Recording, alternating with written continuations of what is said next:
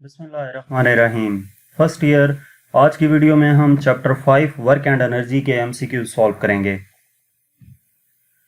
First MCQs है, if the unit of force and displacement travelled each be increased 5 times then the unit of work will be increased bye.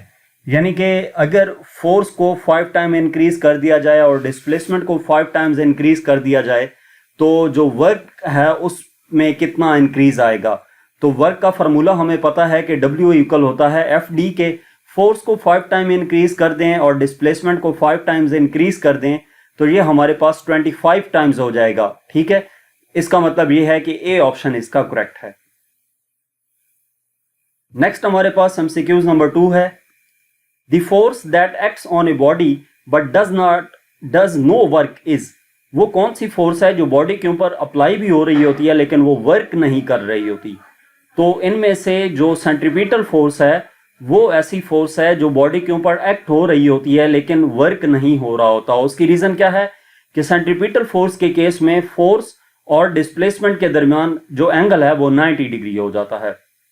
Force और displacement एक दूसरे के perpendicular होती हैं, तो इस वजह से इस केस में जीरो वर्क डन होगा। डी ऑप्शन करेक्ट है। नेक्स्ट एमसीक्यूज नंबर 3 है, the odd force from the following is.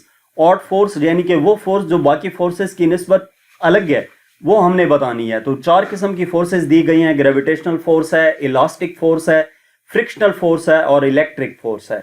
अगर हम इन फोर्सेस की बात करें तो जो ग्रेविटेशनल फोर्स है, इलास्टिक फोर्स है और इलेक्ट्रिक फोर्स है ये कंजर्वेटिव फोर्सेस हैं और ये एक डिस्टेंस पे अप्लाई हो रही होती हैं, जबकि जो फ्रिक्शनल फोर्स है इस केस में ऑब्जेक्ट इन कांटेक्ट होते हैं, ये कांटेक्ट फोर्स है।